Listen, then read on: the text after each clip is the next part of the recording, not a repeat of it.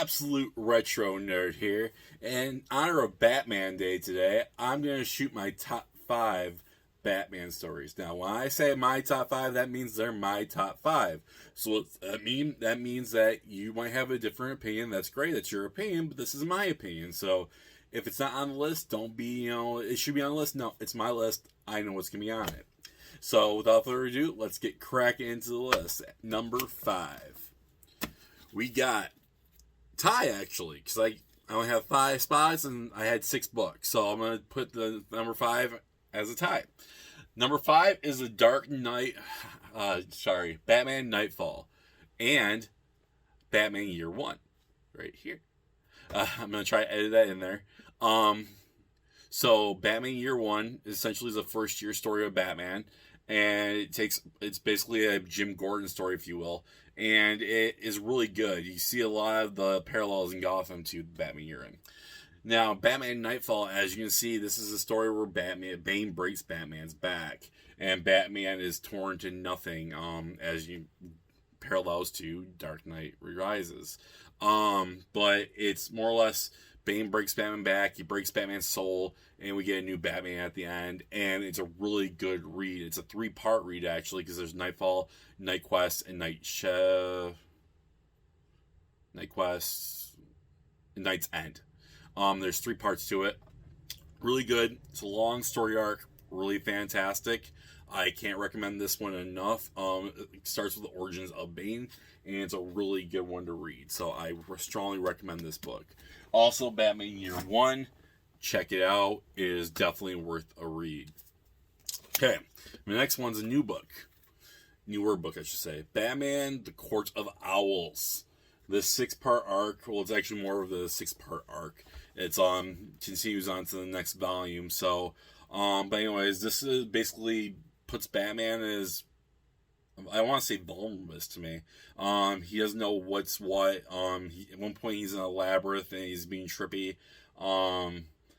He doesn't know who to trust in this book at all. Like, what he thought he knew about Gotham, he knows nothing about Gotham.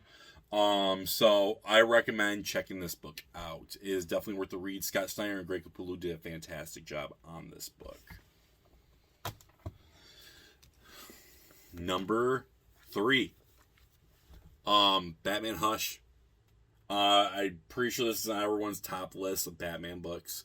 If it's not, I mean, I'm not here to judge. Like I said, this is my list, not yours. But it's fantastic. It has everything you want. It has full rogues gallery in it, pretty much. You got this new character, Hush. Who is he? We don't know yet. We do find out who he is, and it's a good twist. Overall, a good read. I strongly recommend it. The movie was pretty good too, so check that out as well. But Batman Hush, definitely worth a read. Number 2, we're going to go with the Elseworld story. So we're going with Batman Earth 1. I definitely dug this. This is basically your starting out Batman, and he basically is giving out what he's going to do. It's a fantastic story. I enjoyed it.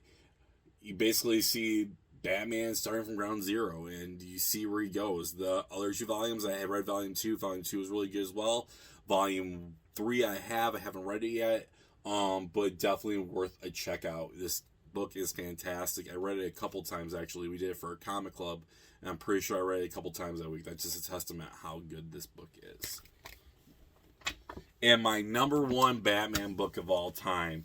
If you didn't see this coming, you don't know me. It is The Killing Joke. Now you're going to say, oh, Sean, that's not a Batman book. Yes, it is. It's a Batman arc. Is it a Joker book mostly? Absolutely. Is it the best one-shot ever made? Absolutely. But Batman Killing Joke is the best book I can think of. Alan Moore wrote it, who also wrote Watchmen.